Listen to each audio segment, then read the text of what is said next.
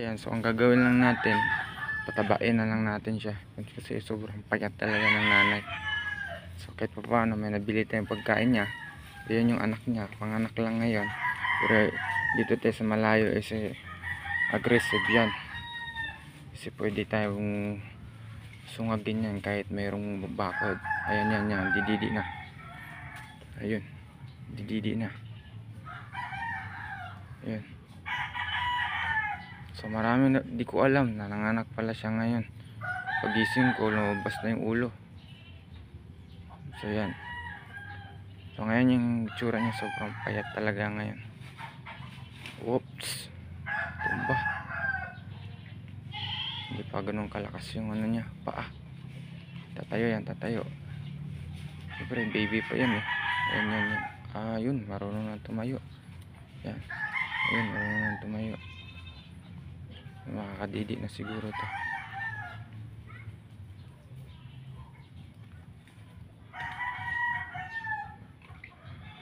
Hindi lang talaga naabutan ni Ivy to.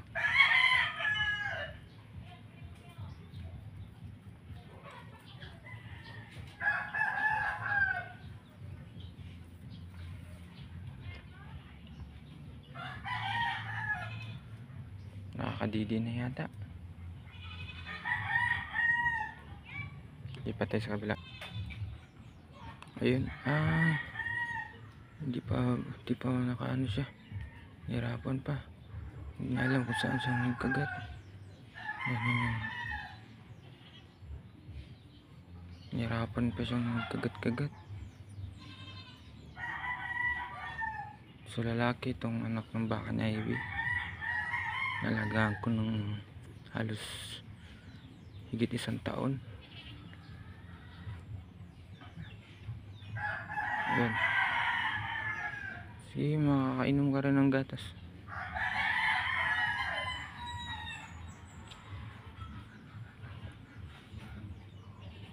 Hirapan siya. Ayun. Masyado kasing matangkad tong nating bakang ito. Jawa ng Diyos. Tayo na din. Kasi pwede sumaapakan ito eh.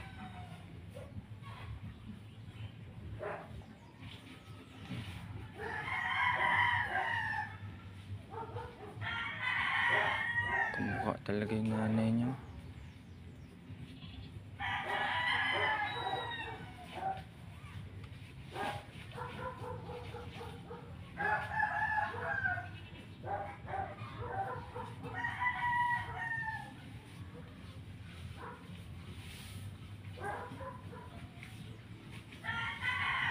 Mas mabilis lang mag-alaga ng baka, pero pag nanganak, nanunungag.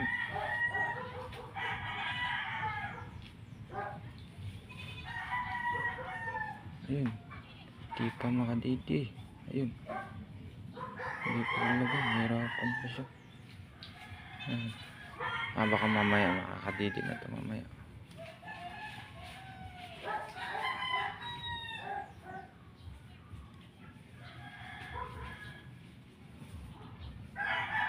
Baka masipa to.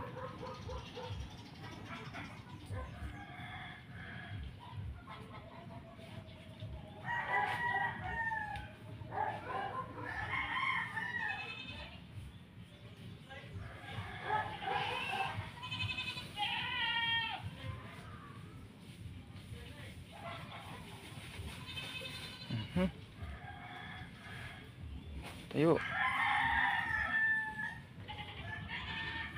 Tumba. Sama naman talaga yung anak niya. Nungag talaga to.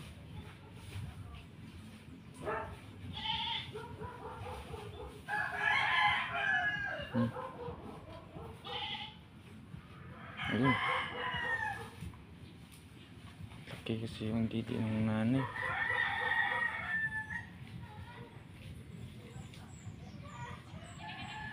Harapan yung dumidi talaga siya.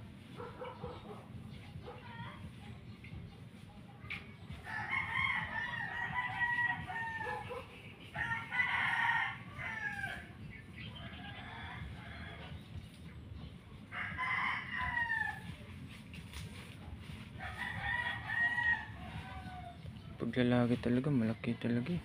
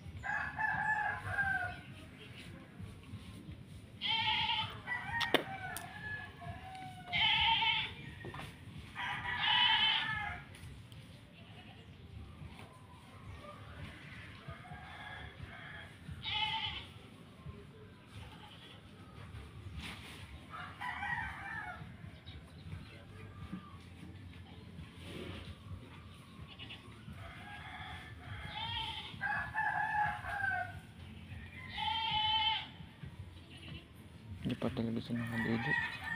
Buto lang, hindi ko dito nalagay sa likod. Putik pa naman dito.